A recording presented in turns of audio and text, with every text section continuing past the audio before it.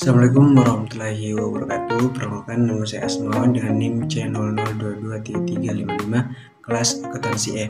Baik, di sini saya akan membahas mengenai memahami perilaku kelompok. Yang pertama, kita akan masuk di definisi dan klasifikasi kelompok. Nah, definisi kelompok itu sendiri adalah sekumpulan individu yang berinteraksi dan saling bergantung untuk mencapai tujuan bersama. Nah, yang kedua ada terbagi dua kelompok. Yang pertama kelompok formal dan kelompok informal. Kelompok formal itu dibentuk oleh organisasi, sedangkan kelompok informal itu terbentuk secara manual atau secara alami seperti itu.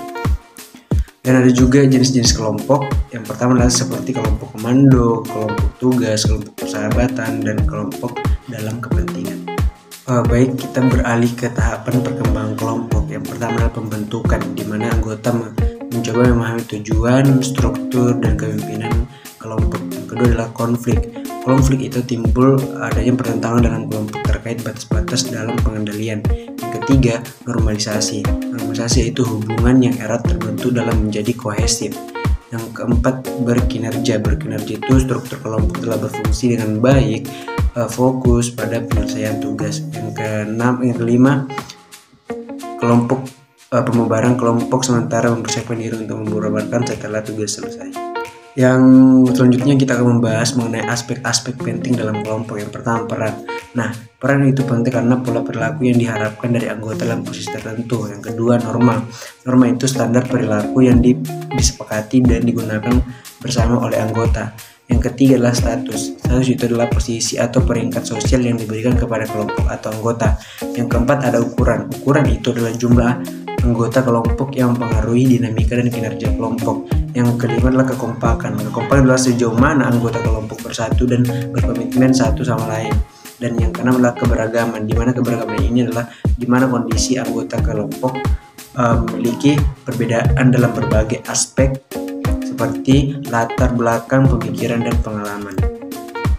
Selanjutnya kita masuk di pengambilan keputusan dalam kelompok. Yang pertama adalah identifikasi masalah. Nah, jadi sebelum kita mengambil keputusan dalam kelompok, kita harus mengidentifikasi masalah yang ada, itu kelompok memiliki informasi dan pengetahuan yang luas sebelum kita mengambil satu keputusan. Yang kedua adalah eksplorasi alternatif. Nah, eksplorasi alternatif ini adalah anggota kelompok saling bertukar ide dan perspektif yang beragam. Jadi dalam satu kelompok kita akan mendengarkan ide-ide dari anggota-anggota yang ada dalam kelompok tersebut. Nah, selanjutnya adalah evaluasi dan pemilihan, di mana keputusan kelompok lebih komprehensif dan dapat diterima bersama. Jadi dalam mengambil keputusan kita harus ada namanya evaluasi dan pemilihan seperti itu. Yang keempat adalah implementasi, yaitu tanggung jawab bersama untuk menerapkan keputusan yang ditetapkan.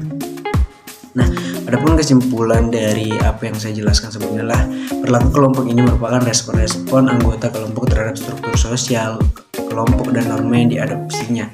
Jika ketika sebuah kelompok masuk di organisasi, maka berkarakteristik yang dibawanya adalah kemampuan, kepercayaan pribadi, penghargaan kebutuhan, dan pengalaman masa lalunya. Nah, banyak juga teori yang mengembangkan suatu anggapan mengenai awal mula terbentuknya kelompok, mulai dari anggapan adanya kedekatan ruang kerja maupun tempat tinggal mereka sampai kepada alasan-alasan praktis. Mungkin itu sekian yang bisa saya jelaskan mengenai bagaimana itu memahami perilaku kelompok. Sampai jumpa dan assalamualaikum warahmatullahi wabarakatuh.